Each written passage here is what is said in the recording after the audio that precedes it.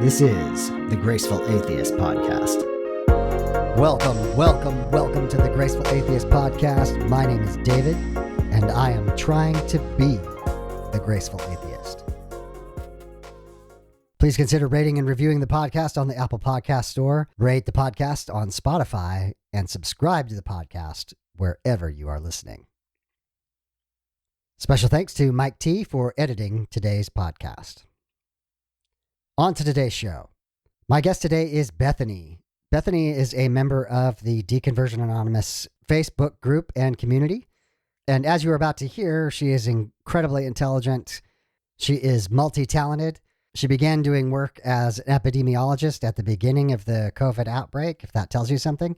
She is incredibly well-read with a number of great book recommendations in the interview. And she loves nature. Bethany tells a story of circumnavigating Mount Rainier, which is a mountain in the Pacific Northwest. So we discussed autonomy, purity culture, Bethany taking on more seriously the fundamentalism of her religious upbringing than even her parents did, and the way she broke out. A quick note here, we typically have a Tuesday evening Facebook hangout for the Deconversion Anonymous community group. We often invite the guest from the podcast that has been released that week to come to that. This week, Bethany wouldn't be able to make it on Tuesday, so for this week only, we will be doing the community hangout on Monday night. So Monday, March 28th, 5:30 p.m. Pacific, 8:30 p.m. Eastern. You do need to be a member of the Deconversion Anonymous Facebook group to join that, so please join at facebook.com/groups/deconversion. Here to tell her story is Bethany. Bethany, welcome to the Graceful Atheist Podcast. It's great to be here. Thanks for having me. So you are one of our community members, and I think Arlene nudged you into reaching out to me. So thank you so much for that's her job. That's what she's supposed to do. So this is great. And I'm excited to hear about your story. So like always, we'll start with, what was your faith tradition growing up? I grew up in an Assemblies of God church.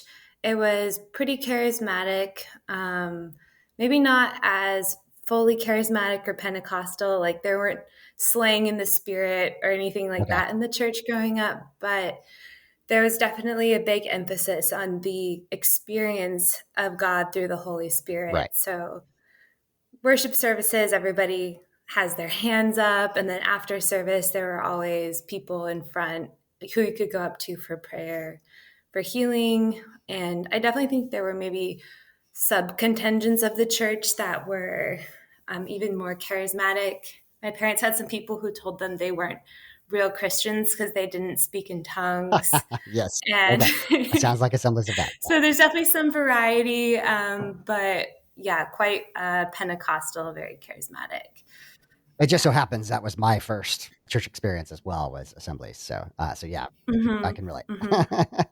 I think something that made it unique in some ways is that I grew up in a small town in the Pacific Northwest, and it's considered one of the most like unchurched areas of the United States. So you're in this very Christian community, but culturally it's not Christian at all. If anything, it's almost like most religion. And I think one of the impacts of that for the church is that it had this very insular feel, like it's us against the world. And like a lot of the kids in that church were either homeschooled or sent to the one private Christian school that was in the town. And again, my parents got a little bit of pushback because they put us all into public school. And that was sort of like a surprise for a lot of people in the church. Right. But yeah, I think that ended up being like a big part of my story, is being in pretty like secular world for like my everyday life, and then having the church be this place that was sort of supposed to be like a refuge or like a hideaway from like the big scary world. That's interesting in that my first church experience was, there was a church every second block. There was, it was very highly churched, more conservative area. So there was just a dramatic dichotomy between like going to school and going to church on Sunday for you. Exactly. I remember in Bible study, or what do they call it, kids group, we were given shirts that had the name of Jesus on them or something. And I put that shirt on to go to school. And I have two older brothers, and my middle brother was like, "Are you sure you want to? Are you sure you want to wear that?" And it was my first experience saying, "Well, if I wear it and I'm persecuted, then that's like to my glory or Yeah, yeah. something." I felt like a little missionary going into my school or something wearing this t-shirt. I love it. So I take it was fairly real to you personally.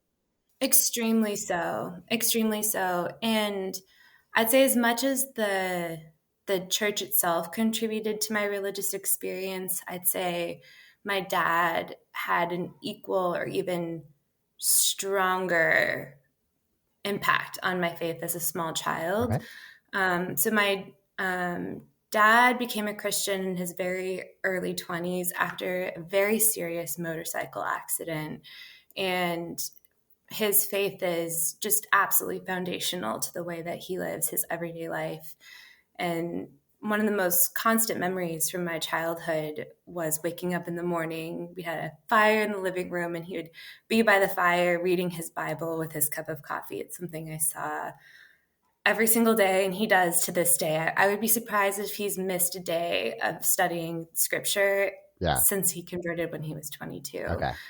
And so his faith was very like prominent in our family. And as a small kid, in addition to sort of going to church, I also would often join my dad in those morning prayer and Bible studies. So by the time I was probably 8, I'd read Genesis through Kings. Wow. And I actually got reprimanded in Sunday school because I would raise my hand to all the questions that the Sunday school teacher would ask. And I had all the answers because I think, unlike a lot of little kids, I had this sort of like additional, very kind of like intellectual in the scripture emphasis at home too. Interesting. Yeah. Interesting. So you were the bane of your Sunday school teachers.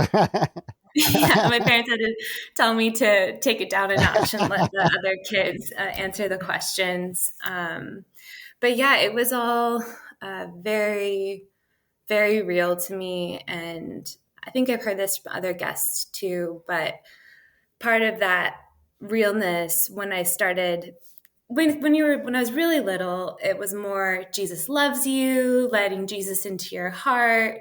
Here's some cute stories about animals on Noah's Ark. But into like later elementary school, you get more introduced to hell, the apocalypse, all of that. And that was so scary for me and extremely real. And there's just a lot of sort of overhead fear in my life from that point out. I think especially to the Assemblies of God as part of the kind of more like Armenian doctrine of the faith, right? Which is really emphasizes your own free will and ability to choose God and to choose your faith.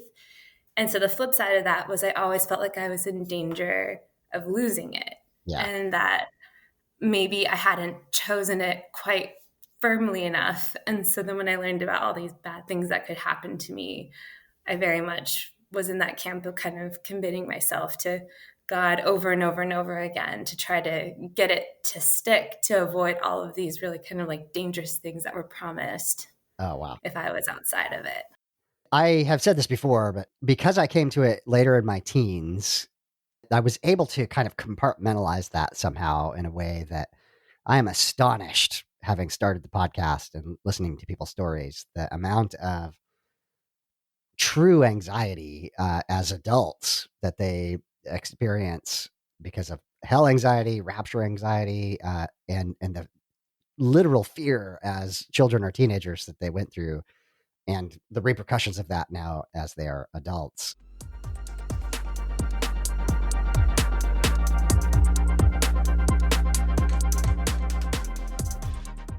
I think, as you know, like your dad and the adults in children's lives, you know, they don't think about the implications of what they are teaching their kids and how that could be interpreted by an 8-year-old. That kind of Exactly. thing. Another component to that was when I was in late elementary school, early middle school, my dad got very involved in a Wild at Heart group. Okay. Some evangelicals might be familiar with that book. And along with that, I actually don't think this is discussed that much in Wild at Heart, but this group also got very into like demons Mm, and fighting demons. okay. And I remember one of the men in this group had bought a new home. And so all the men go over to the home to like cast out the remaining demons. My dad would tell me, oh, we found a demon in a closet who in 10 years was going to tempt like one of the kids into doing something bad. And we cast it out of the house. Right. And for them, it was almost like a powerful thing. Like they were warriors for Christ going into the world and fighting evil forces. But as a child, it was just so scary to me that demons could be hiding Yeah. anywhere and that they were like lying in wait to cause me harm. And it's sort of the best way I can describe it is, many kids are scared of like the monster under the bed or in their closet. But when I would tell my dad about those fears, instead of saying, no, there's no monster, Mhm. you're safe, it's like, yes, actually, yes, there are Wow. monsters Yeah. that you can't see and are in the dark, and you need Jesus to protect you. And it didn't feel like some triumphant, valiant fight for me. I just felt like there were evil spiritual forces in the world that wanted to cause me harm. And so for me, some of my fears were a little bit less tied up into what was going to happen after I died and a very real and present danger Interesting. Yeah. to my everyday life from these demonic forces. Wow. Yeah. I'm so sorry, Yeah. Bethany. I think that would be absolutely terrifying. Yeah. And thankfully, after a few years, he sort of moved past that. I think, many Christians still believe in sort of evil forces, but it's a little bit more abstract or not, I think, as emphasized as it ended up being for me at just a really impressionable age. Um, I think another thing too is I had this mixture of being a very like intellectual kid, Mhm. but also a very, very conscientious kid. My parents would always say that I didn't hardly even need to be disciplined because they could just look at me with an upset face and I would just crumple. And I can't even attribute all of that to religion. I think some of it is just sort of an innate Sure. characteristic of being pretty sensitive and wanting to be very truthful and responsible. I forgot to return some library books. And I remember just laying awake in bed at night, feeling so guilty that I had forgotten to get these books back to the library on time. But I think growing up, hearing so many messages about sin and our fallen nature, I just linked those two. Like all these feelings of sort of guilt or failing or not living up to some standard. Again, I think in a more secular context, your parents might work with you about what actions can you take or just say, we all just make mistakes. Whereas in my family and in my church, it's like me confessing these little childhood like mistakes were confirmation that I was indeed this sort of like sinful person, which again, I look back on this and I feel a lot of sadness for that. Yeah. Absolutely. I think you've captured it. I say all the time that you're not broken, you're human. And Hmm. religion has a way of stripping our humanity away from us and denying us our humanity. And when you do that to a Yeah. child, it's just egregious. Yeah. Yeah. I agree. And I know a lot of this came from really good intentions, but like my parents were definitely big focus on the family people. I loved Adventures in Odyssey, which was sort of part of that realm. And I think they were really just trying to do like the best that they could as parents with the tools that they had. But I don't think they were very good tools in retrospect. Yeah, I do want to stop here and say I am not about blaming the parents. I think they were doing the best that they could at the time. I don't know how you feel about that. You might have a different perspective. Definitely. But I just mean the system itself is designed to strip down a person's humanity, and it's that I want people to start looking at and changing and that kind of thing. So. Absolutely.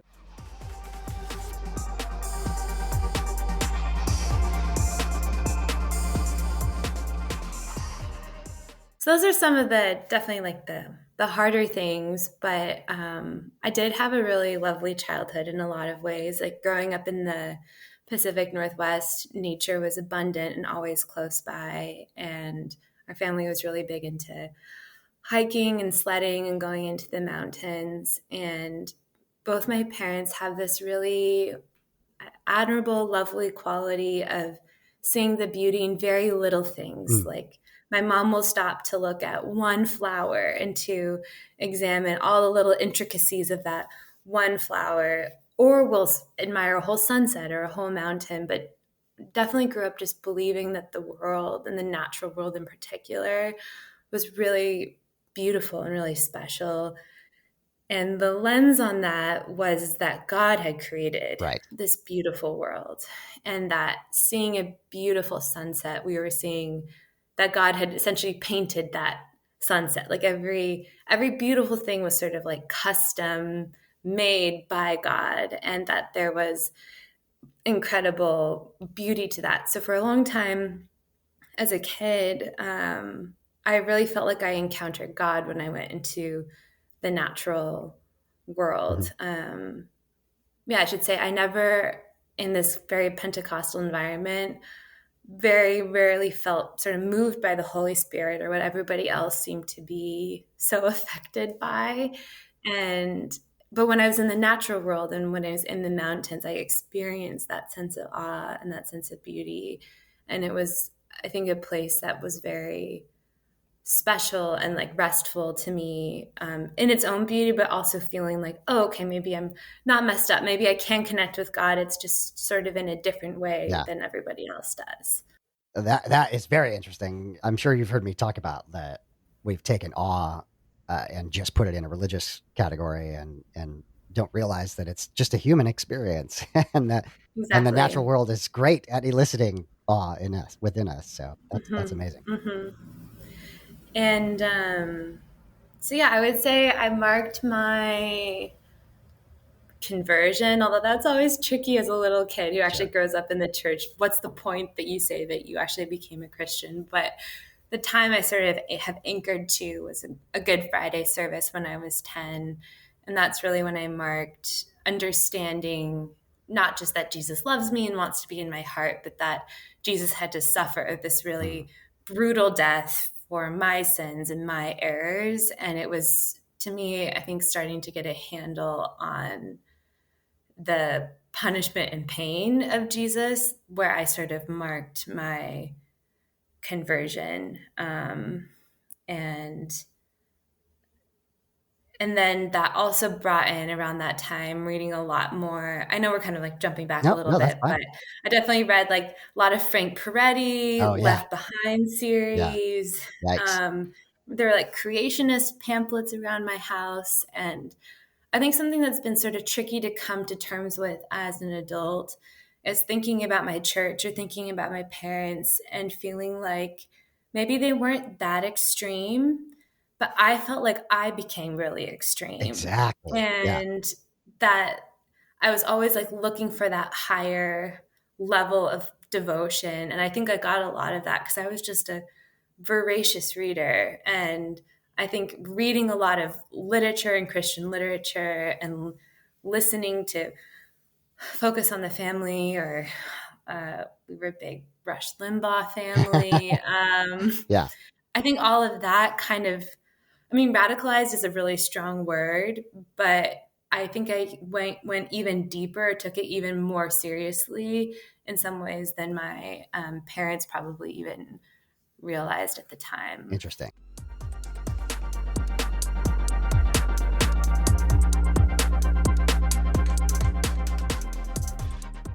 I don't know if you've heard of DC Talk, the music band, whatever, created this book called Voice of the Martyrs. Have you heard of that I before? haven't heard of that specific thing. No. Yeah, but it's essentially this collection of the history of different martyrs through the Christian church over time. Okay. So sort of like ancient martyrs to present. And I think that had a really profound impact on me because I would read about people who were holding onto their Bible and getting beaten for holding onto their Bible, but they wouldn't let go of the Bible because that was the most important thing in their life. And I started to feel like maybe God would call me someday to being a martyr. And I really fear it was like a really big teenage fear of mine that I wouldn't be able to hold on to that Bible, or that I might let go of God or not be able to fully stand up for my faith in the way that these martyrs had. And I really didn't want to be a martyr. It didn't sound like a good time. But No. it just sort of seemed like, yeah, reading the Left Behind series and reading Voice of the Martyrs and all this other stuff, that this just sort of like future apocalyptic suffering and sort of almost like a glorification of suffering, which I'm reading this big book about the history of the church right now and realizing that that's a real through line, I think, for a lot of religions, but Christianity too. The idea of dying for your faith is just deeply ingrained within the story we tell each other, and that is given the sense of that would be the ultimate act of faith. And again, tell that to a child, and or a Mm-hmm. teenager, somebody early in their life. That's dangerous territory. Right. It's like, here's the penultimate thing that you can reach. So like, why wouldn't I try to shoot for that Yeah. thing? Um, so yeah, it was very, I think it was just a very kind of mixed childhood in some ways, because there were definitely these fears, but also I had a like pretty good time in school and loved the outdoors, and it was just kind of all a real mix.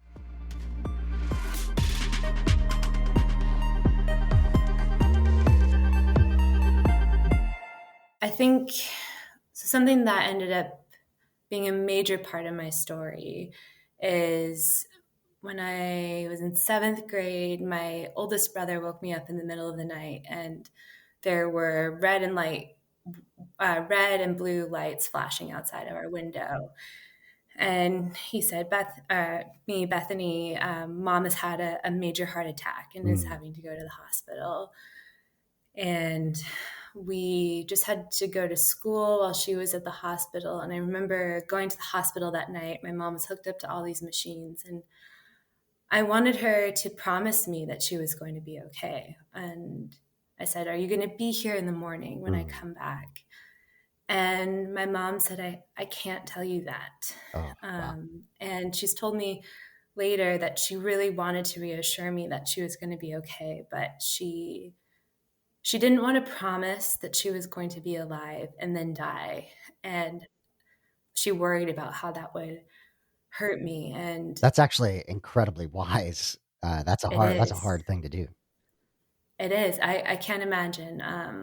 My my mom is religious, but not quite in the same way that my dad is. I think I always thought it was a bit of a softer touch, and it's very personal Mhm.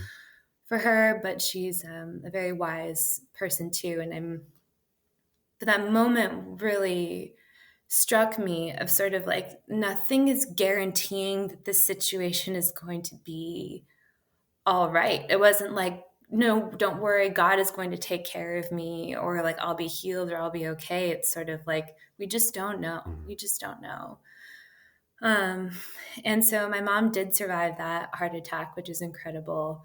But part of the medical treatment needed to save her heart put her kidneys into failure. And she had a genetic kidney disease that I had known about for about a year at that point. And she was already started kind of like going into kidney failure at the time of the heart attack, and that just kind of put it over the edge. So when I was in 7th grade, my mom started dialysis, Okay. which maybe for readers or listeners who don't know, dialysis is a process where a machine cleans out the different impurities in your blood, because your kidneys are really the whole filtration system for the body. So if your kidneys aren't working, then you have to regularly hook yourself up to machines and have the machines process all of the blood in your body and put it back in your body. So pretty like invasive process, and there's a few different ways to do it, and she tried a few different ways, starting at a kind of like a center that you go to 3 times a week, but then later on she actually started doing it every day in our home. It's a little easier on your body to do it more frequently for shorter periods of time than to kind of like put your body through it on a bigger scale 3 times a week. And I think I mentioned that this church we were a part of was definitely in sort of like the faith healing kind of thing. And I remember like this whole group of elders coming over to our house to pray for my mom's healing. People at church would pray for her healing, and just nothing happened. Nothing happened. And she even told me at one point that she didn't count on any sort of miraculous healing happening for her, but that if other people wanted to pray for her, she wouldn't stop them. But she sort of no longer counted on it. But at the time in high school, so this is like early high school, I actually joined a college like Christian ministry that was in our town. I hadn't like fit in with any of the high school youth groups. It's kind of another story. Okay. But this ministry was sort of connected to our Pentecostal church. And so Pentecostal group, faith healing, all of that stuff. And so I went there one night. So my parents weren't there, and they had a kind of a faith healing thing where you could be anointed with oil for somebody else, for somebody else's That's a healing. proxy. Yeah. It was like, oh, like this is a great opportunity, right? And when I think about faith, even as a young kid, I had a lot of doubt and a lot of questions. But this night, I really felt like I came to the point where I truly, deeply believed that God was going to heal her. So when I got home that night, she was already asleep, and I took our mobile house phone and I put it by her bed because I was so certain that we were going to get a call from the transplant team. And woke up the next morning and there was no call, and there was no call for years. And that was brutal because I had like read all the stuff that if I like truly deeply believed that my mom would be healed, and I kind of felt like maybe my faith hadn't been full enough or deep enough before. But I really felt like I had gotten to that point where I really, truly, deeply believed that she would be healed, and she didn't. And so then the next evolution of that was there must be something wrong with me that my mom isn't being healed. Yeah. And at that point, I was a teenager and experiencing like sexual desire and lust for the first time, which again, very human, very normal.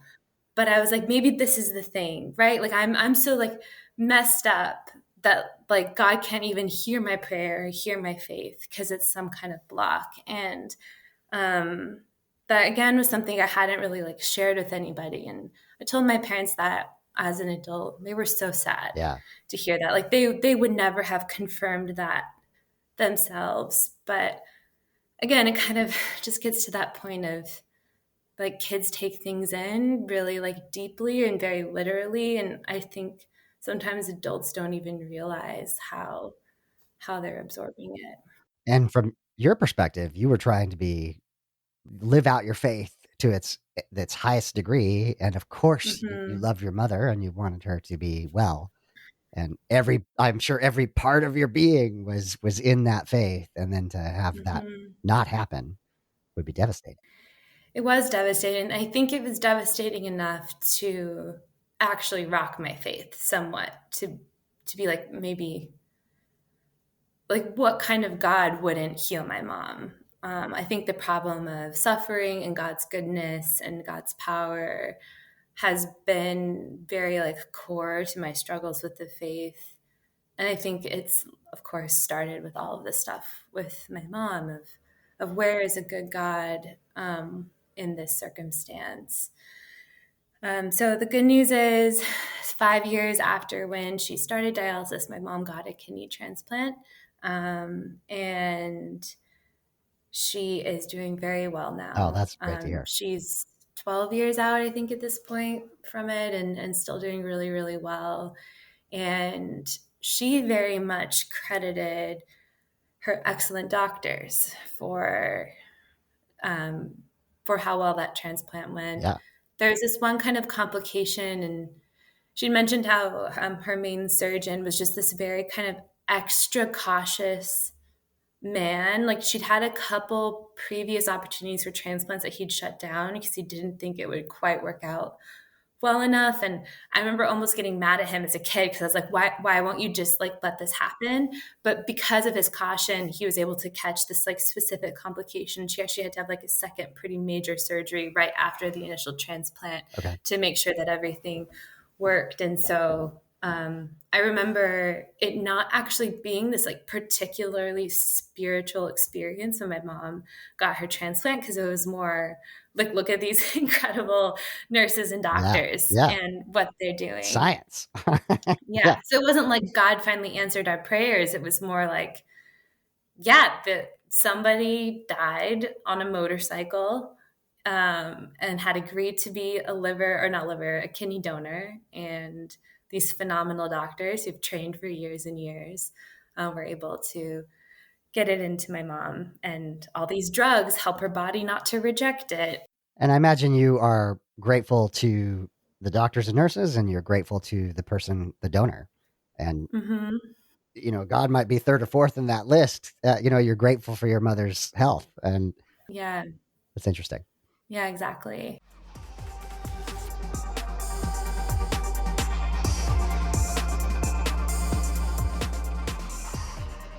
So, I was going to put in one other church anecdote. It's funny that these things it's very hard to tell these stories completely linearly That's because you fine. remember Yeah. all these things. But I think I definitely had many seeds of doubt that got planted like throughout growing up. So one of them was this thing with my mom. But another somewhat major one was the head pastor of our church.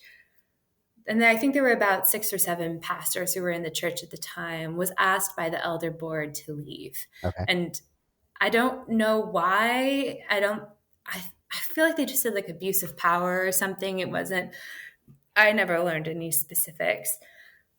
And that was kind of shocking because he seemed like such like a lovely man. But the thing that really threw me off was in the couple months after he was asked to leave, all these other pastors got calls from God to go to other churches, that God wanted them Right. to go found another church or be the worship leader of another church.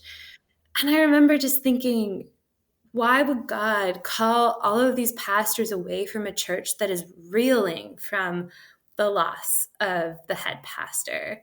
And there was only one pastor of those original 6 who stayed.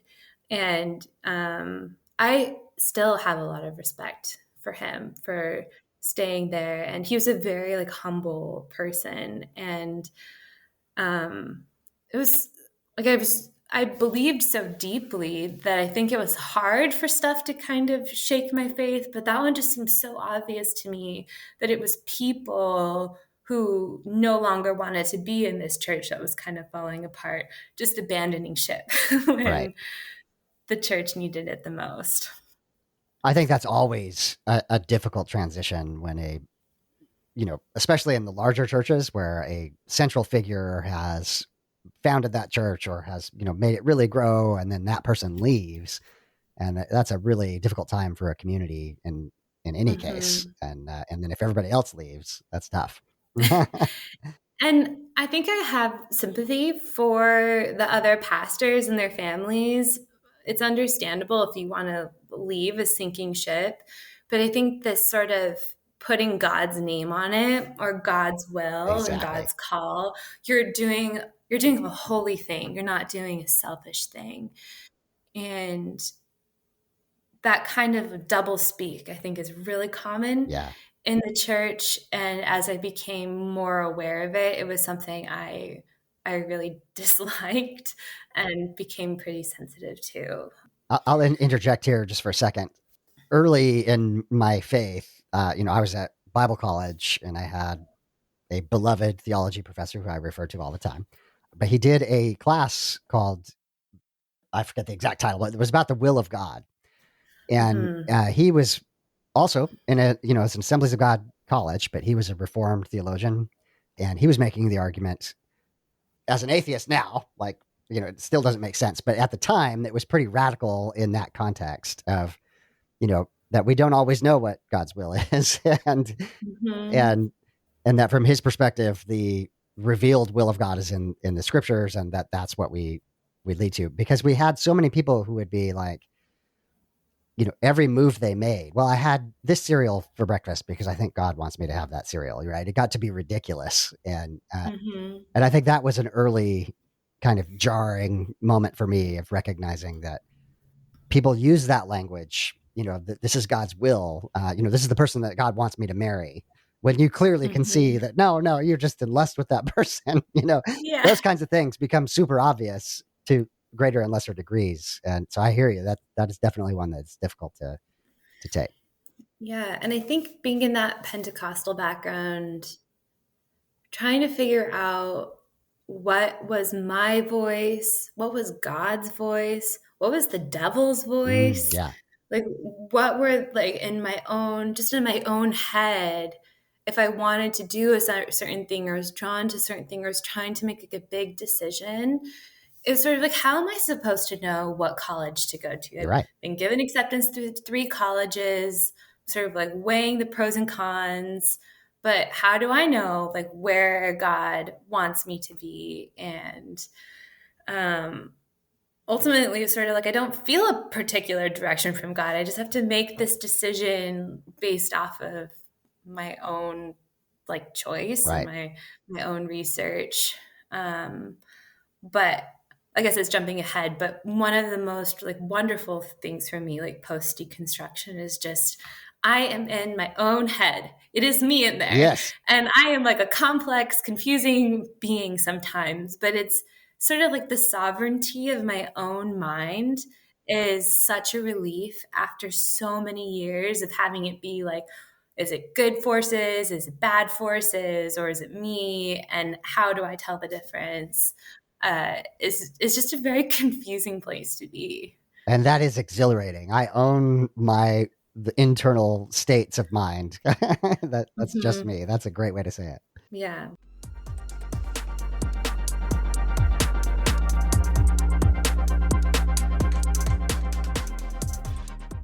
And then one other thing that was really kind of key growing up that ended up becoming an important part of my deconstruction actually is my oldest brother, who's 6 years older than me, had a very rough time in middle school and like wasn't at all really interested in being part of his church or faith or anything at the Okay. time.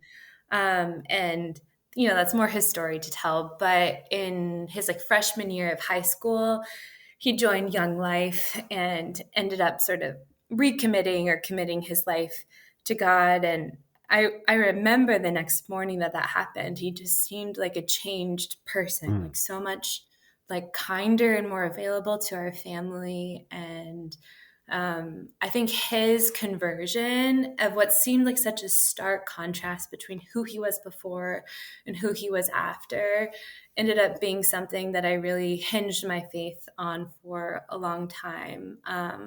And he went on to be very accomplished in his academic and professional career. And so this idea that you see this transition and then he has sort of this like meteoric rise Right.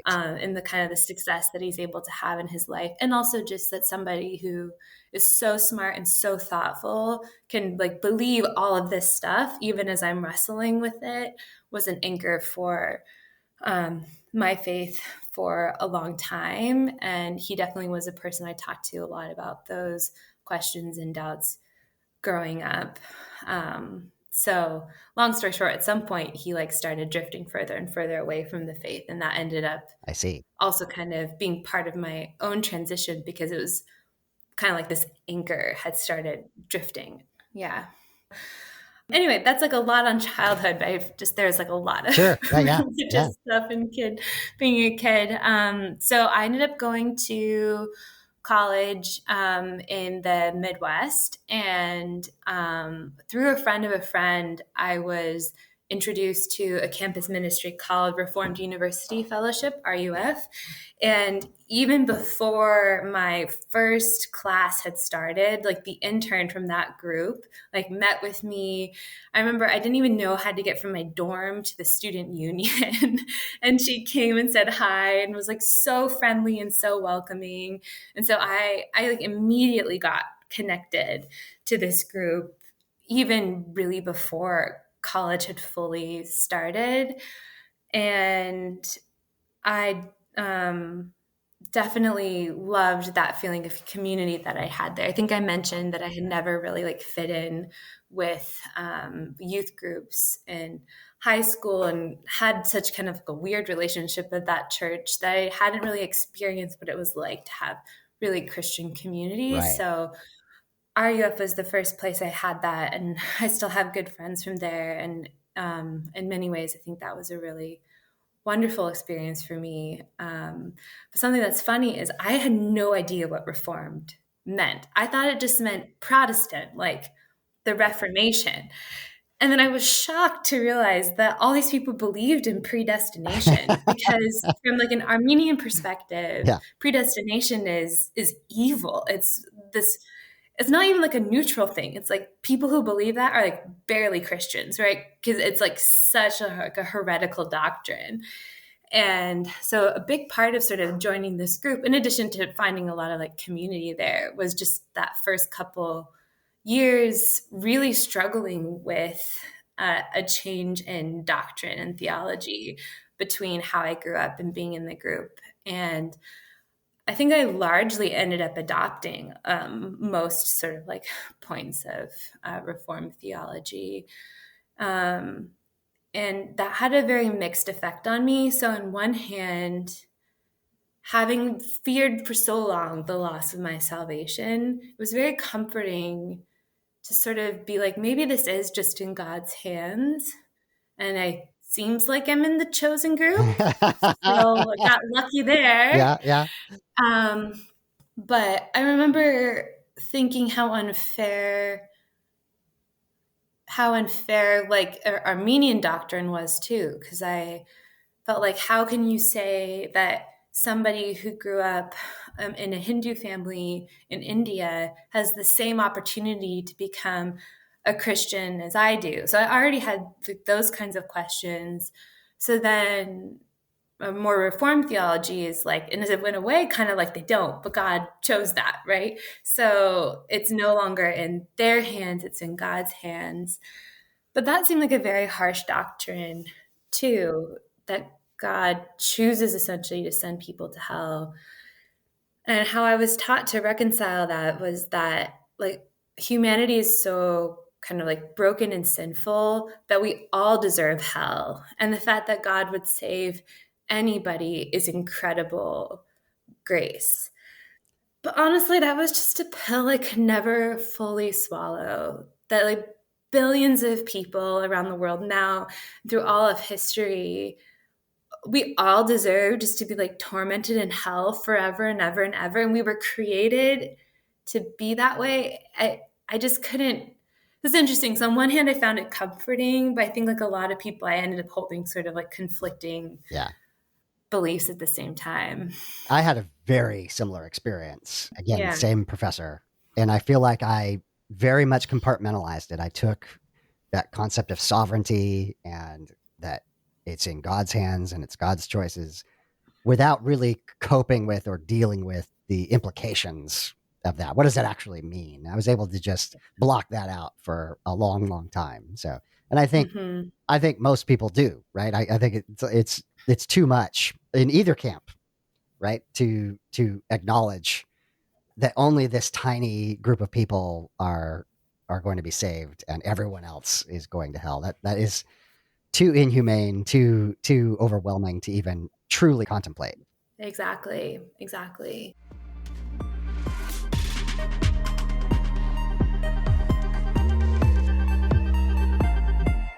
I remember quite a few sermons or theological points that were made during that time that really stuck with me, but then also sort of planted the seeds of doubt in some ways too. Like one of the pastors would say, if you go into an insane asylum, there's going to be people in there who deeply believe stuff that isn't real. And he was essentially like, it is not the depth of your belief or your fervor Right. that saves you. It's the belief in something. It's like, it's the truth of the thing, or really it's God who saves you.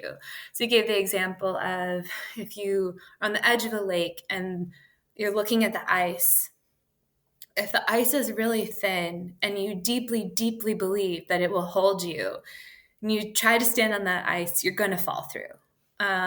But if the ice is really, really thick, it doesn't matter how weak your belief is. If you stand on that ice, the ice will hold you.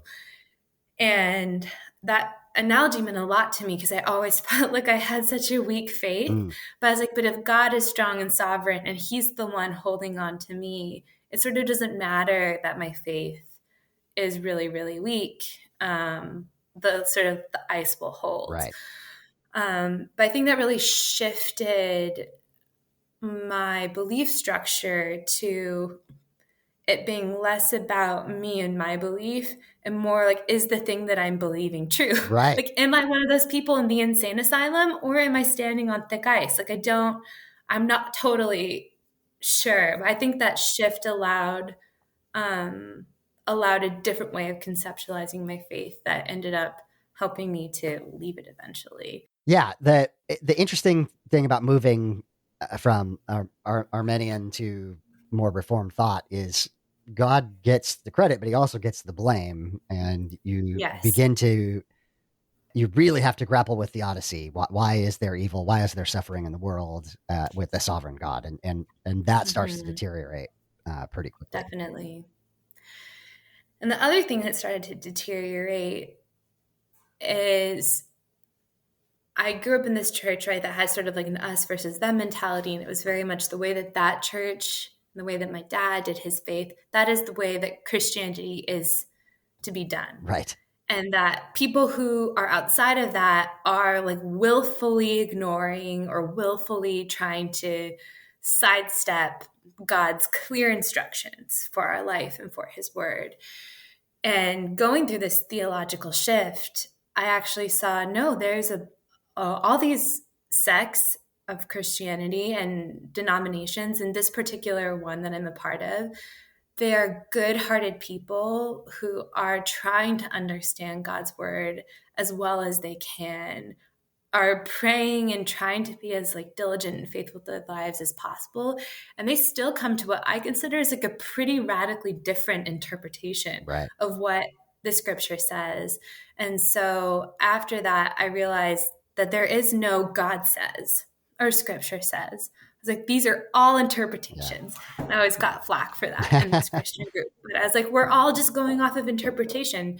It doesn't mean that all interpretations are equally valid, but this idea of being able to put a little bit of a separation between, I just had such growing up, like God and the church and the Bible, they were the same, they were all the same thing. And I was able to start putting some like layers and distinction between them. Man, you are telling my story. I think one of the, the last year kinds of things for me was that very thing. I was so focused on grace. I was so like, this is what the church is missing.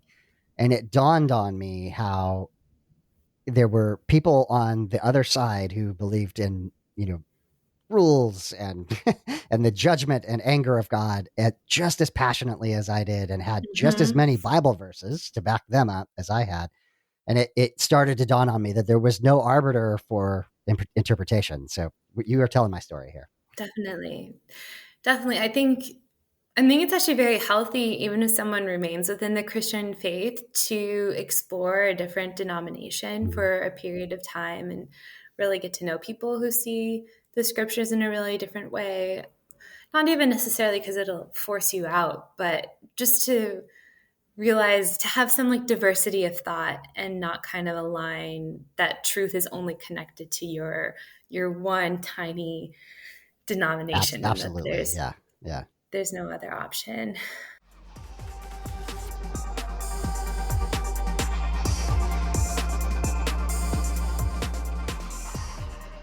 I also got exposed to progressive Christianity for the first time. I happily declared to my parents that I was going to be a sociology major. And they were a little bit concerned about that Okay. for what it would mean for my future job prospects. And they were very grateful when I added a statistics double major on top of that, because they're like, okay, good, she's going to be employed. But as part of my sociology major, I got exposed to a very different way of viewing the world and seeing how things work, and really started learning about racism for the first time, and feminism and gender for the first time in a different way. And I took this one course, I think it was just called like the sociology of gender or sociology of feminism, one of the two. And I remember feeling just so angry at God the whole time I was in that class, because I'd often resisted gender roles I felt like I was put into in my church growing up. And this Christian group I was a part of, there were a lot of like pretty conservative people in it too. This kind of feeling that women are supposed to be this way, men are supposed to be this way, relationships are supposed to be this way. And I think taking this sociology class really activated how problematic all of that teaching really was. Yeah. Because I'd felt like for such a long time that any time that I sort of like resisted or a certain doctrine or theology, it was not the problem with the theology, it was a problem with me. Like I just was too prideful or couldn't get my mind around something. And being in this class that very much kind of was trying to dismantle all the things I had been taught, it sort of started to put that inkling of maybe I'm not messed up and just can't get with the program. Maybe the program is messed up. Yeah. And that kind of led me to explore progressive Christianity for a while. And just, I was really actually just for a summer. But honestly, I came to the same spot where I was like, I don't think it can say that their interpretation is any more valid than these other two that I've been exposed to. Yeah. Like, you're making good arguments, but even then, I actually kind of felt like their arguments weren't as robust. I think it's hard to make the Bible into like a feminist manifesto. It is very hard. It is also hard to make it be LGBTQ affirming, or Yeah. or anti-racist. It just isn't. But yeah, okay. Yeah. And so I kind of like tried dipping my toe in progressive Christianity, but I was sort of like, this doesn't seem like not authentic. That's the wrong word, but it just didn't seem to quite align with the scriptures, and certainly not in the way that I had been taught to interpret them. So yeah, after graduating from college, I ended up joining it was a non-denominational church, but half the pastors were PCA, Presbyterian Church of America, which is connected to the Reformed University Fellowship, and half of them weren't. And it was actually something I really appreciated about the church, because like one or two of the pastors would do infant baptism, and then one of them wouldn't. They would just do infant dedications. So the church was trying to allow for there to be, hey, there can be some disagreement here. We don't have to align on every single point, Right. and we can still be in community with each other. And the church talked a lot about social justice. I think the first sermon I heard there was about the importance of racial justice and coming to terms with racism, and kind of God's role in helping to like fight racism and all of that. So I liked a lot of those pieces, but I'd say that kind of period between graduating college and then 5 years, 4 years later, I ended up going back to school to get my master's in public health. I'd say it's just like a growing period of cognitive dissonance. Okay. Um, um, I think there was a question on the Facebook group of sort of like, how long did it take you? And for me, I definitely put it in the category of like very slowly and then all at once. Right.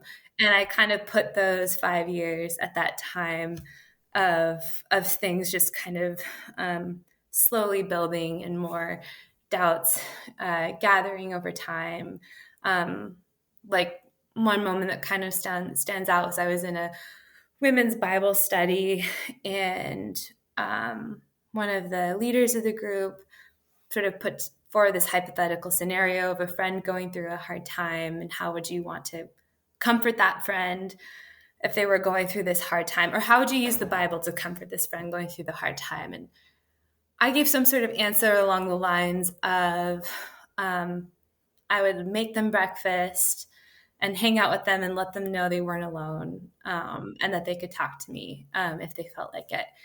And she was essentially like, wrong answer. What sort of like Bible verse would you use to comfort this person? Right. And I had this feeling like I wouldn't actually. I actually wouldn't. I don't think it would be comforting. And I didn't say that out loud. Yeah. But sort of like this real moment of clarity, of sort of being like, when pressed, my inclination is not actually like to go into this one thing anymore. So then when I got my master's in public health, I think something that was really different about that time was when I was in college, I was like deeply embedded in this Christian group that sort of helped to like filter, structure, help place everything I was learning from college into a Christian framework. But I think I was out just enough that my schooling landed in a different way in my Okay. master's program. I was a bit more open-minded and willing to be changed than just kind of like slotting it into its assigned place in my evangelical structure. So, I mean, I think a lot of masters in public health programs are quite progressive, and really learned more about structural racism and systemic problems in the U.S. and really tearing down like the U.S. as some like beacon for the rest of the world to follow. Right. I remember as a kid being like, how fortunate am I that was born into Christian America, right? Yeah. The best country in the world and the best and only religion in the world that matters. Yes. I just won the lottery Yeah. ticket. Yeah.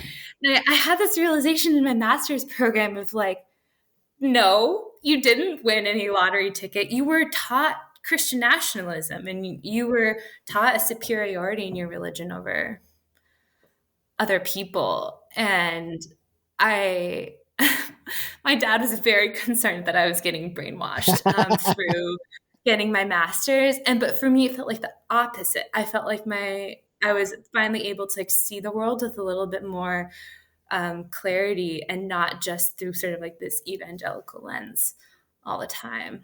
A little bit of objectivity about the culture that you grow up in is really important, right? So even just Yeah. on the take religion out for a second, have the opportunity to work with people from Europe and the UK, and it just changes your perspective on the country you live in, and you are able to see it through their eyes and see that, oh yeah, there might be one or two flaws here.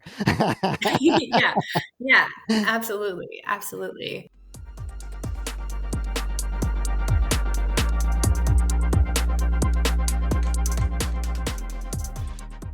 So in kind of like preparing to talk today, I was reading back through some journal entries in the last couple of years, and I found some of just saying like, I feel like I'm losing my faith. God, you feel so far away. I feel like I'm drifting. I need you to help keep me in. So I definitely just like that growing cognitive dissonance. And I think just like the added kind of like pressure of what I was learning in school But it was still very much like there was a part of me that believed it was true, and I was just losing my faith in something that was true. And again, like the fault was with me, not with the faith. So we're like in the ice situation where it's like, oh, I just think I'm very, very, very scared to stand on this ice, but the ice is solid. Yeah. So what really had to happen to sort of break that was I moved to California after I got my master's and moved to the Bay Area. And again, I kind of like immediately joined a church out here because that's what I had done for my whole life. But I didn't have quite the same deep ties that I'd had back in the Midwest. And then I was only here for 5 months when the pandemic hit and everything went online. And actually, I continued to go to Bible study in church twice a week online for almost a full year, Okay. just like remaining very consistent. So even though it wasn't like I fully took a step back from church, but there was a difference being online and not feeling as deeply connected to that community. It finally gave me some space, which I think I really needed to get perspective.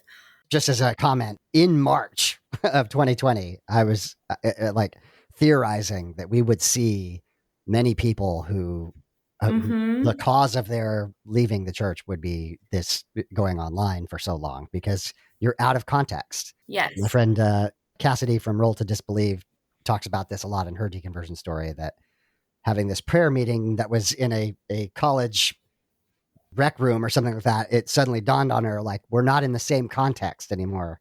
This doesn't feel right. And experiencing that dissonance of, we're all saying the same things again, but the context is different and it doesn't feel the same. It gives you the space to start asking some questions. Yeah, I think that's really spot on. And I've had some family members say to me, essentially, like, did you leave the faith because you moved to California? Or how much of this is just you're in a new circumstance, you're no longer surrounded by as many Christians. So sort of like I'm just being influenced by my environment to change. And how I put it is it felt less like evil California is changing me in some way, and more like I have been indoctrinated my whole life, a constant stream of indoctrination. I didn't even have a week of college without church or Christian community. It has been like an unbroken train my entire life. And it's not so much any one thing about California, but I just finally got a break. And so all of this, like all of the like reservations, curiosity, frustrations I'd had about faith for a long time, they just finally had some room to breathe. It wasn't so much like a proactive California influence. It was more like the removal of constant indoctrination. I still think these family members think I've just been indoctrinated by California, but I don't experience it that way. The believers in my life feel the same way, that oh, well, you just started reading atheists, or you started, and it's like, you don't understand. I started reading atheists after I became one. They didn't influence me. Like I lost my faith. I did not have the opportunity to keep it anymore. Yeah. So I think what kind of really led to sort of a tipping point for me, or there are a few things that kind of put me over the edge.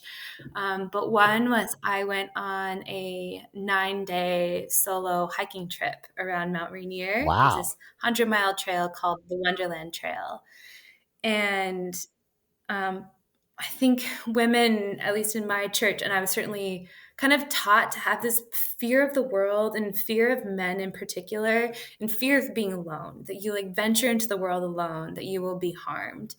And I had started doing just like enough stuff alone, even like day hikes, that I kind of was like, I think I can do this. And I really want to do something alone. And so, yeah, I signed up for this 9-day hike around Mount Rainier by myself. And the first night camping alone on that trail was my first night ever camping alone by Interesting. myself. Yeah. And while I was making dinner by the stream near the campsite, these like 5 guys came up who were also going to be staying in this backcountry campground that night. And I was like, oh no, Mhm. I'm just here with other guys. Like, what's going to happen? What happened was we ended up having a lovely conversation over dinner. And then you have to put your food up on bear poles at night so the bears can't Yeah. get to it. And they had left before I had in the morning. And they left just like the sweetest note about like adventuring the mountains. And they were on their last day of their hike. And I was on my first day. And it was just sort of this moment of like, maybe this big, scary world that I was taught to be so afraid of, maybe it doesn't have to be like so dangerous all the time. And it's not to say like terrible things happen to women and people all the time, but that doesn't have like there's maybe a way to be smart about it or take some calculated risks where you can still experience kind of the world in its fullness. And then over those 9 days, I just got to be alone with my own thoughts. You as a woman get to be autonomous and make those risk Yes. calculations yourself, right? And no one else Yes. tells you what you can and cannot do. Right. Yeah. I'm capable of making these calculations. And like one safety calculation is you carry this like little beacon thing on you where even if you have 0 cell reception, it connects to satellite. So if I like fell into a gully and sprained my ankle or something, I could still get contact and get support. So there's ways to ameliorate risks and still go out there. But I think it's just very profound to have 9 days just with myself, just to think again, like just getting that space. And in that period of time, I read the book Untamed by Glennon Doyle. And she was like a pretty prominent evangelical author who left the Christian faith and married another woman and got divorced. She got divorced and then married another woman. Okay. And her story was really powerful. And I think I realized just how many sort of like boxes I was living inside of. And she sort of has this idea of like, you can break down your boxes. You can go out. There's a different way of being in the world. And I felt like I was just on fire, like reading this book. So then I'd read it in the morning and then I'd hike for 10 hours and just like think on it. Yeah. That's awesome. All this time. And I think there was something really powerful about like, maybe like I'm worthwhile in myself and I can have like strength and autonomy in myself.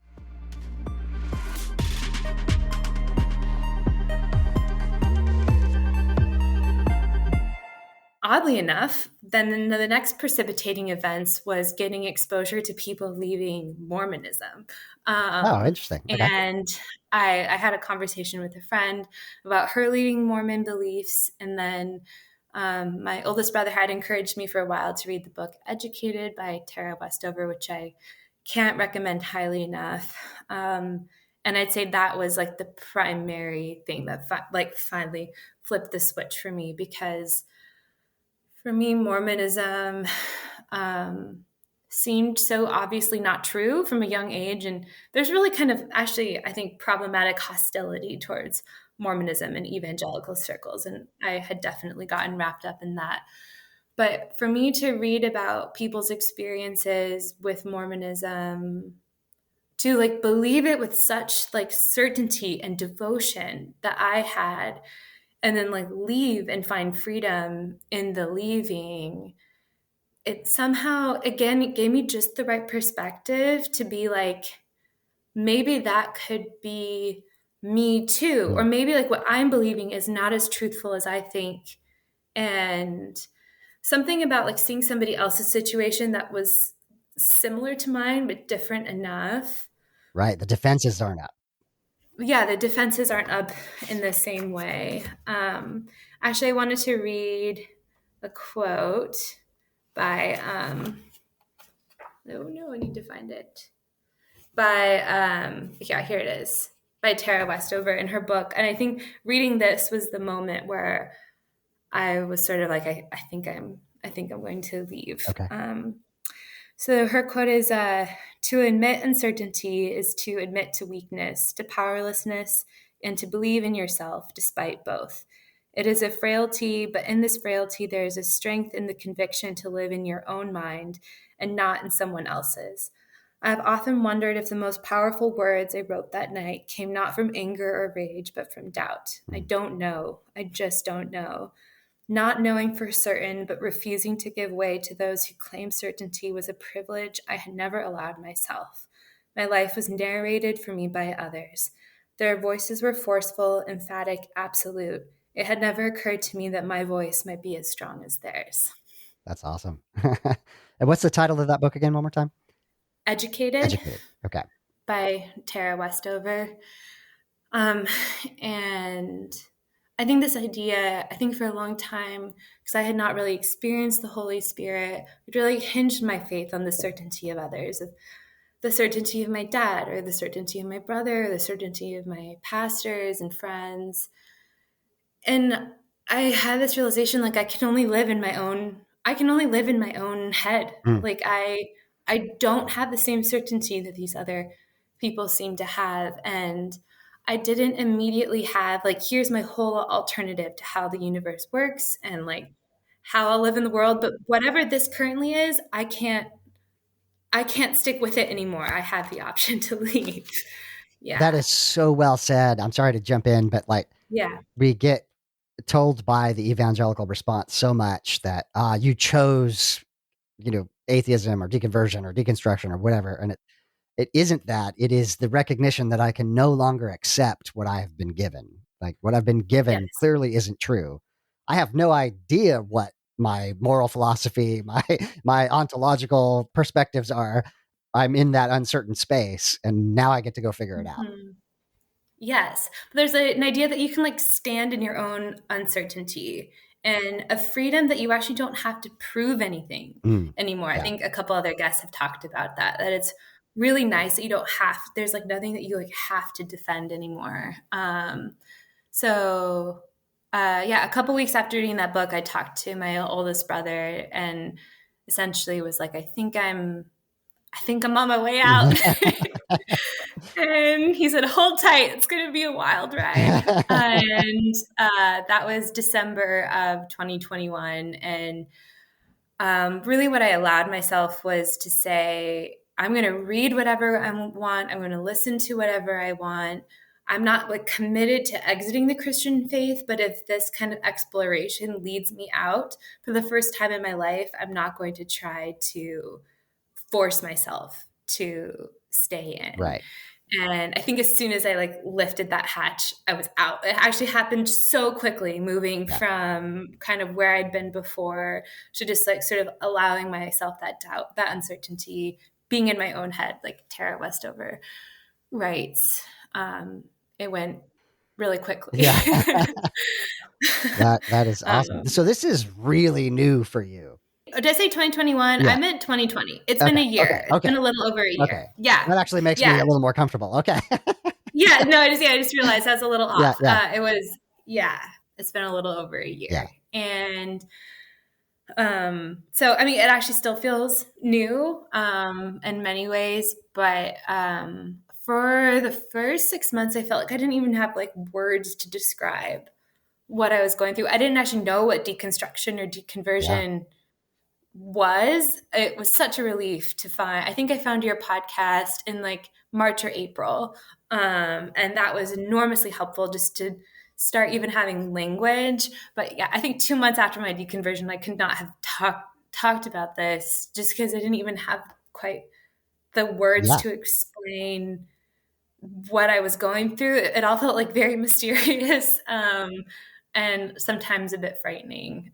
Absolutely. So yeah, a little perspective is helpful. I think one of the great ironies is the very people who are deconstructing often don't know that word, have never heard that word. It's starting to change now, but like for many, many years, they would have no idea what that is. And you tend to think, well, I'm the only one who's ever gone through this. And so so much of what we're trying to do with the podcast and then the Facebook community is to say, you're not alone. Lots of other people have gone Yeah. through this. So Yeah, and that's why I wanted to come on. I'm so grateful for all the folks who've shared their stories. And it felt like if I was like adrift in an ocean after having been like in like a safe harbor my whole life, this was like my life jacket. mm, And like every new story just kind of helped keep me afloat and feel like I wasn't just insane, I wasn't crazy. Other people have gone through this too.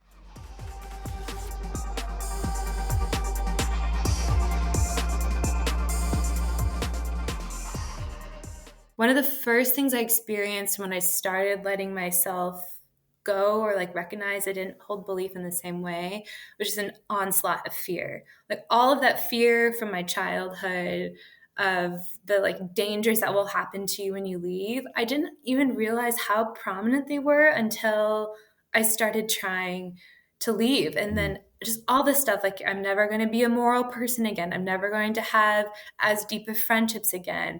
My life is going to be without purpose. I won't be able to withstand suffering. If I die and I'm going to go to hell, like all this, so many yeah, fears. And I just like lived with sort of like this pit in my stomach for those 4 months. Like, yeah, there was some like exhilaration and freedom, but I think that's important to share too. It's just sort of when you start to like knock down those walls, there you got indoctrinated with all these fears to keep you yeah, in. And I had to kind of face them head on. And I kind of wanted to share like a couple of things that were helpful for me please. in that like really intense time. So one is I mentioned I have two older brothers, and they're quite different. And my middle brother has always felt almost more like a twin to me, like in like a cheerleader in my life. Hmm. And he started going to therapy for himself years ago and was very open and talking about it. And I'm so grateful for that because I think, and it was secular therapy, which is like whoa. Yeah. And I should have mentioned I got my MPH in epidemiology. So I started working as an epidemiologist 4 months before COVID hit. Oh And my then goodness. COVID hit, and I was like a brand new epidemiologist and living in a new place. Wow. And I just felt like I was drowning. And I got it. So this is like this is even before my Mount Rainier trip. But so I got a therapist, very much in part due to my middle brother's encouragement and vulnerability, talking about his own story. And I am so yeah, very grateful to have had somebody from that secular perspective to talk to about all of this as it was happening. And so we talk about a lot on the podcast, but I really recommend For sure. therapy. But a couple like small like I was almost able to use theology to get me out. So one was believing in Reformed theology or having believed in it for a long time. I kind of had this feeling of like maybe I'm just not one of the chosen. Yeah. Maybe God has not selected me, and there is nothing I can do to change that. Essentially, like if God is sovereign and has chosen not to save me, there's no amount of effort that I can do to change this situation. Yeah. So I'm just going to like live in my own head and live my own life. And I think I almost like was able to let God's sovereignty allow me to exit, which seems a little weird, but I think what happens is I was in a hybrid space where I didn't think things were true, but I had very entrenched patterns in theology. And it's sort of like you believe in hell just enough to still be scared of Sure. it, but not so much that you're actually still a Christian. And so it was sort of like passing through. Once I was able to get passed through the other side where I just didn't believe in hell anymore, then I wasn't as scared. Yeah. But I experienced this kind of like middle ground where you think it might still be out there and you're not sure if you're there. Um, I think that's super common as well. So thank you for yeah, saying that. Yeah. yeah. And I love, and I still do really love a lot of the writings of C.S. Lewis. I grew up on the Chronicles of Narnia. And my oldest brother reminded me that actually C.S. Lewis he was kind of like, forget exactly what it is, but he doesn't believe that a lot of people go to hell. Yeah. He has a different doctrine around that. And he was kind of like got in trouble in evangelical circles because he didn't believe in hell enough. I've had multiple people tell me that I needed to read the Great Divorce, which is all about people choosing to be not in hell per se, but away from God. And as Yeah. I was reading it, and I was reading it as an atheist, I was like, this is great and all, but it's not biblical in any way. Yeah. So yeah, I agree. I agree that I think C.S. Lewis was out on his own quite a bit. Yeah. Yeah. I think so.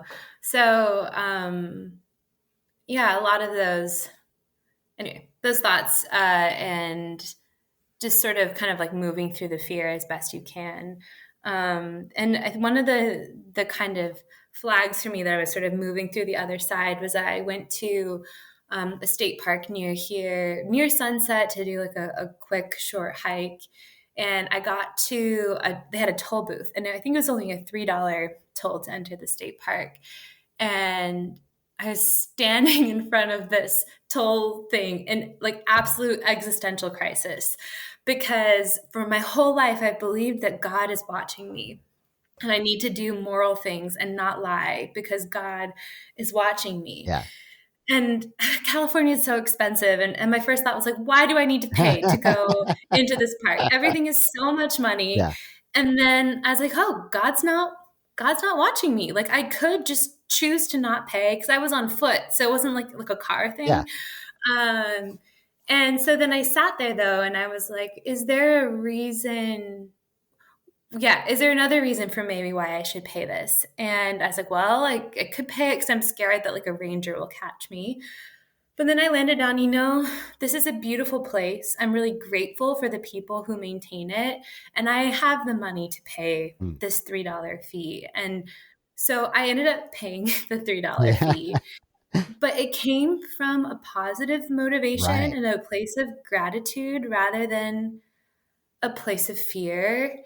And I was like, and you know what? If there's like a family of 8 who comes here where that $3 fee all of a sudden turns in to a $24 fee and that's too much for them, then maybe they don't have to pay it. Maybe not everybody has to make the same decision I have made for myself in this moment.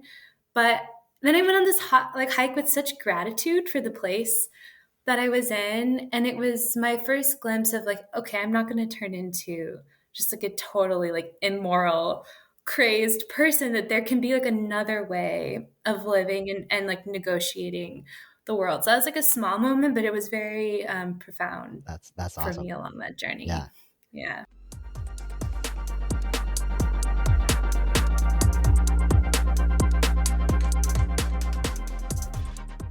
So yeah, I think over the next like 6 months, I told most of my family and friends about my new lack of Yeah. belief.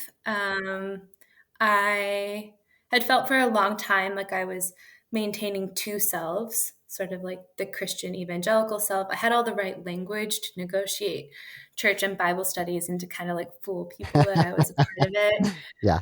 But then I had sort of like my true self as I was existing in the world. And I'd been maintaining those for so long. It just felt tiring to try and keep that up for appearances of other people. So I think being an adult and having my own income and having some space, I felt like I had enough safety in my life and enough trust in the people in my life that there wasn't going to be like major consequence for this change. But I completely understand why a lot of people like don't feel safe or have the space to talk about that. And what I ended up finding very interesting is that almost every person in some way made it about them when I told them about this story, not the story about my experience with lack of faith. And each person was sort of like ask me a question that I think was at the core of their own faith. And like one family member would ask if I thought they would ever see their dead spouse again, which was a Yeah. hard Yeah. conversation. Yeah. And then somebody asked me if I thought that they were an idiot now because their mind is very important to them. And then somebody else asked me like, how do I cope with the suffering in my life if I don't have this? And again, it just sort of really reinforced that people stay in for a variety of reasons. And I was worried that all these would turn into like theological debates on like the veracity of the Bible. And it's not really. It's like Yeah. these other like much like deeper things that are going on with the people in my And it life. reveals a bit of their insecurity on their faith as well. Yeah. Yeah. So I think now I'm very much in the sort of reconstruction phase, if we want to call it that. And again, it's not like a totally linear thing. I had been honestly a little hesitant to share my story at first because I felt like, what if I get sucked back in? Like, is it possible? Is it possible to go the other direction? Sometimes I like wake up in the morning and I forget that I'm not a Christian anymore, and then I remember, and it's like almost kind of weird, like I'm in a new reality. Interesting. Yeah. But I think accepting that I am in process has been really lovely and freeing. Again, like I don't have to like land in any one particular space, and I don't actually think I'm ever returning to the Christian faith. It was almost more like a fear, like it was a Right. black hole that would somehow suck me back in against my will, and I realized that's not possible, against my will piece at least. Um, and actually, when I told a friend of mine, a college roommate who's not a Christian, about this change and about kind of fearing like maybe being sucked back in at some point, she just said just like the most comforting thing. She said, "I don't care." She's like, "I'm your friend. If you end up becoming a Christian again, you haven't let me down or anybody else Right. down. As like, I care for you because you're you and not what you believe." And no one had said it to me in like quite such like clear language before. And that's secular grace That's right there, secular you grace. know? I was just going to say, that's absolutely what that was. Yeah. That's awesome. And yeah, I think the other kind of big thing I'm thinking about right now is how to get out of like the frame, like the scaffolding of evangelical Christianity. So if I was taught to have very black and white thinking, not to just immediately go from being like full on hardcore evangelical Christian to like an angry, raging Right. atheist, which is how evangelical Christians perceive anybody on the other Yes. side. And honestly, if somebody wants to go that direction, more power to them. But I've kind of realized that this tendency to go very extreme one way or the other is like part of the same like scaffolding of how I was built. And so like a big thing I'm working through right now is like, is there another way to be in the world that is like more thoughtful, more skillful in some ways, like more informed. And I think, anyways, it just like once you get rid of some of these beliefs, there's a whole lot that came with them. And I'm still working through what are those things do I want to keep, and Yeah. how can I let it go too? And I am sure that's exciting and terrifying and amazing and all at the same time. So, Yeah. Yeah. And there's so much joy, I think, on the other side of this. And I remember hearing this from other people, and it was really helpful to hear that, um, just to like be in your own head and to learn what you want. And certainly there's like some fear in trying to rebuild life again, but it's really like fun and freeing to be able to learn whatever you want. I also read Alice Getchin's memoir, Wayward, yeah. and that had a big influence on me too. But I just recently read an article that she put out, and she was talking about her experience with starting to read non-Christian books for the first time. And she had this line at the end of the article where she said, "It turns out it was as slippery of a slope as everybody had warned it would be, but it was a slide not to damnation, but to freedom." Oh, that's awesome. And I was like, yeah, that slippery slope I was warned of, pretty slippery. Yeah. But you're not sliding to some like deep, dangerous, dark place. It's actually kind of like it's like a fun slide into freedom. Yeah. And I think that's what I'm trying to figure out now. That's awesome. I think that's a really good place for us to wrap up. Bethany, you had mentioned before we got on mic that if somebody wants to reach you, they can email me and I can make the exchange. So if you're a listener and you've related to Bethany's story the way that I have, and you'd like to get in touch with her, you can reach out to me, gracefulatheist@gmail.com. And Bethany, I'm going to hit you up. I'm going to ask you for a list of all the books that you've referenced because I don't think we're going to be able to summarize them all right here, but like we'll put those in the show notes as well. So, but thank you Great. so much for telling your story. This was so awesome. I related to it so much. You have no idea. Thanks for having me on it. It was really a privilege to be able to share with everybody.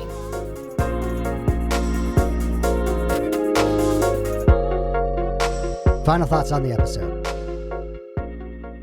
It's hard for me to overstate how many points of similarity that Bethany's story has to mine personally. I know that I jumped in and interrupted her on a number of occasions just to point that fact out.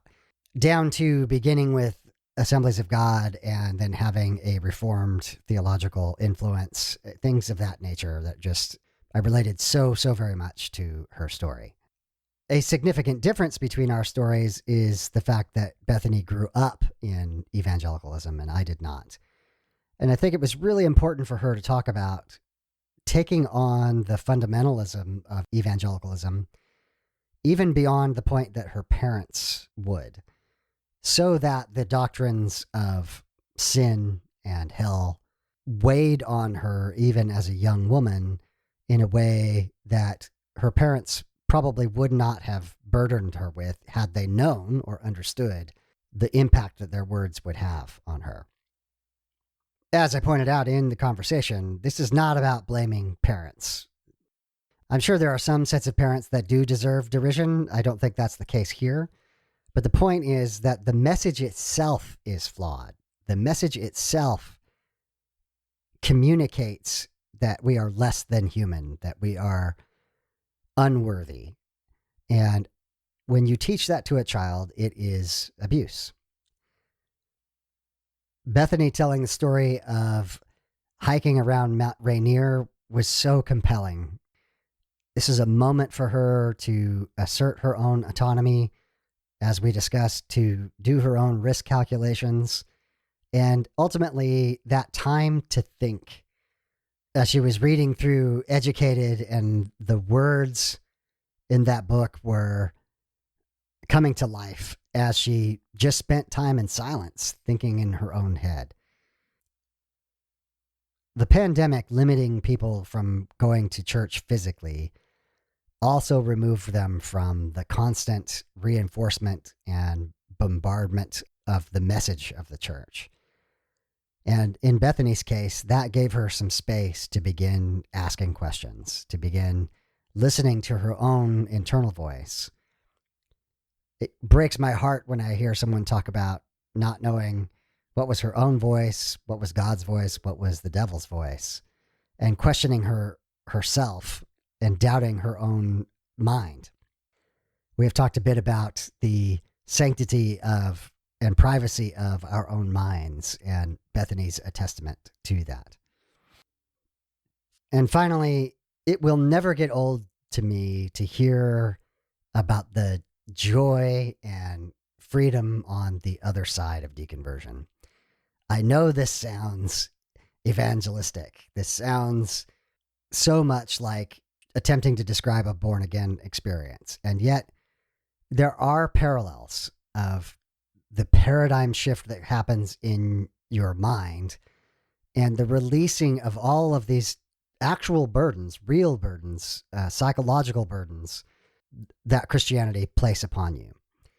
The real freedom that a person feels when they finally admit to themselves that they no longer believe. The release of that honesty, the dropping of the defense of God, the accepting of oneself with some self-grace is just a profound experience. And as I talk to more and more people, that is the thing that excites me the most. As some of my previous guests have pointed out, deconstruction is no joke. It's not easy. I don't want to pretend that it is. But I do want to say that there is real freedom on the other side. I want to thank Bethany for being on the podcast, for sharing her story, for sharing her wisdom, for sharing the resources that she has used through her deconversion process. I want to remind you that Bethany will be at the Deconversion Anonymous Hangout, but for this week only, it will be on Monday, March 28th at 5:30 p.m. Pacific, 8:30 p.m. Eastern. You need to join the Deconversion Anonymous Facebook group to participate in that. That is found at facebook.com/groups/deconversion. And of course, there'll be links in the show notes. Thank you, Bethany, for being on the podcast. The Secular Grace Thought of the Week is again about awe. I know I'm repeating some of these stories, but Bethany just encapsulated this so well. She had even doubted her experience of the Holy Spirit, and she didn't have a sense of awe when talking about the things of God. But she had a sense of awe when she was out in nature. And then her story of hiking around Mount Rainier, I think there's some awe involved there.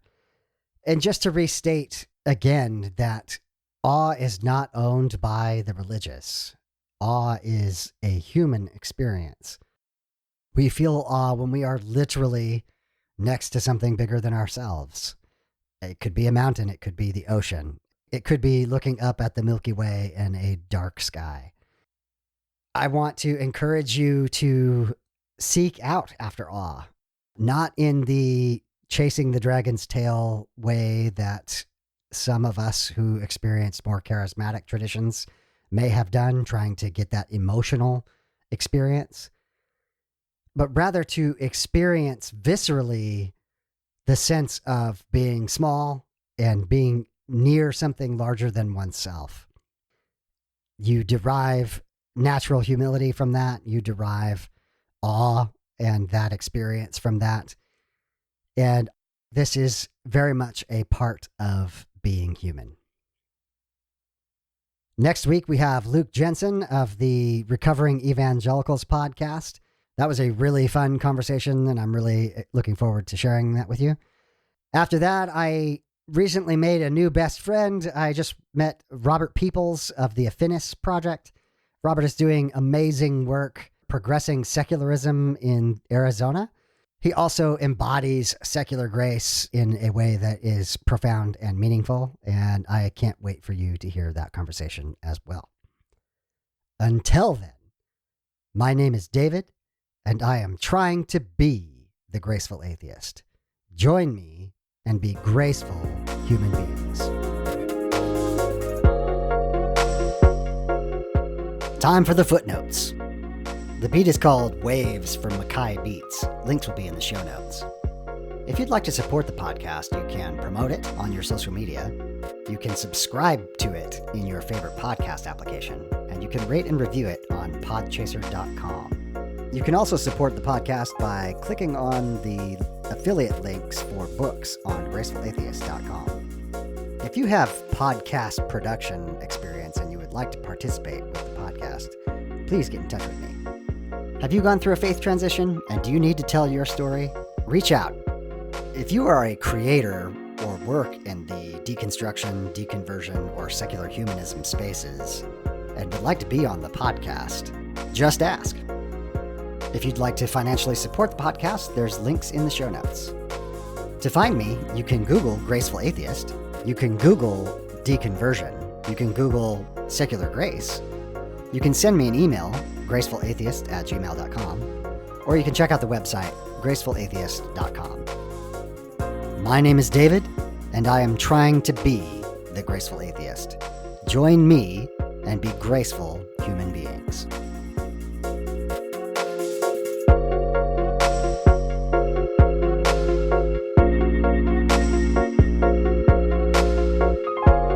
This has been the Graceful Atheist Podcast.